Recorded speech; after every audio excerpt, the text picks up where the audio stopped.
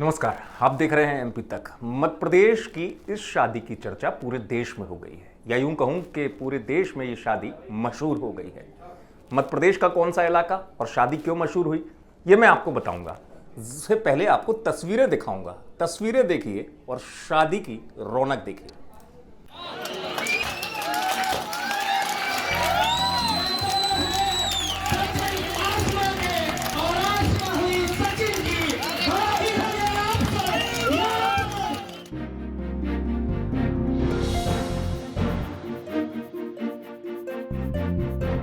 तस्वीरें देखी और आपको समझ में आ गया होगा। दरअसल ये शादी चर्चा में इसलिए आ गई कि ये शादी हो गई किसान आंदोलन धरने के बीच में। जी हाँ, ये आंदोलन 75 दिनों से चल रहा है। रीवा का है ये नज़ारा जो मैं आपको दिखा रहा था। मध्य प्रदेश के रीवा के करैया मैदान में विगत 75 दिनों से लगातार किसान कृषि कानून बिल को वापस लेने को लेकर अपना धरना दे रहे हैं। अब इस धरने के बीच में ये शादी हो गई और चर्चा का विषय कैसे बन गई। दरअसल शादी तो पहले से तय थी। लड़की और लड़के के जो पिता हैं वो दोनों ही किसान नेता हैं। अब इसमें स्थिति ये निकल कर के आई, शादी की बात तो पहले हो गई थी, धरना चल रहा है, शादी कैसे हो गई।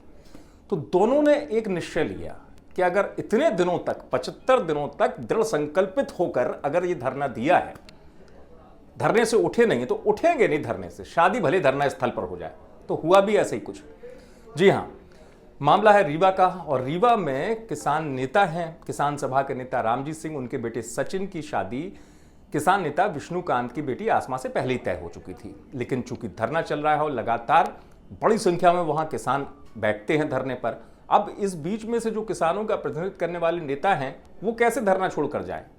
तो उन्होंने ये संदेश भी दे दिया कि धरना से हटेंगे नहीं।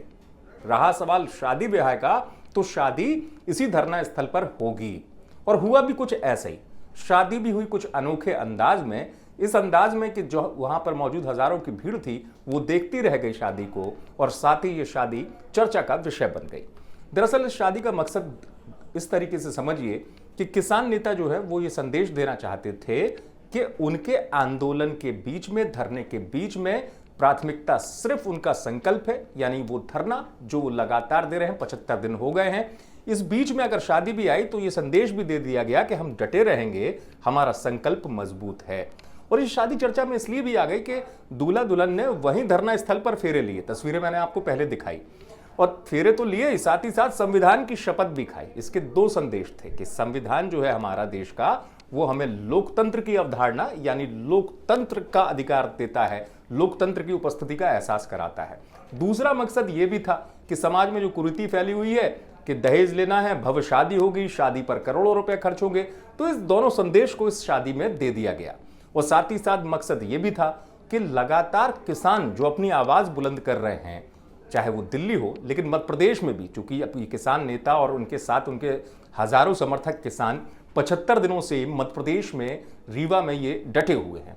अब इस बीच में अगर घर का आयोजन आता है तो क्या वो आंदोलन को विचलित करेगा, क्योंकि जो प्रतिनिधित्व करने वाले नेता हैं उनके घर में शादी आ गई। अब उनके घर में शादी आ गई तो नेता छोड़ के जाएंगे धरना स्थल को, तो ऐसा कुछ हुआ नहीं। और जैसे ही दूल्हा दुल्हन वहां पर आए और शादी के फेरे इस धरना स्थल पर ले लिए गए, तो ये शादी बन गई अपने आप में अनोखी शादी, और बन गई चर्चा का विषय।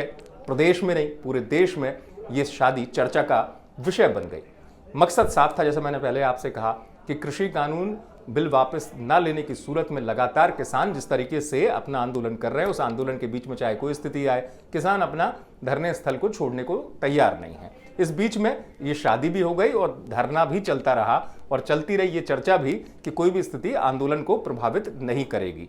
तो कुल मिलाकर यही था इस शादी के बीच से निकलता हुआ संदेश। एक तो सामाजिक कुरीति जो है उससे लोग दूर रहे, कि दहेज और भव्य आयोजन ऐसी चीज़ों से लोग दूर रहे।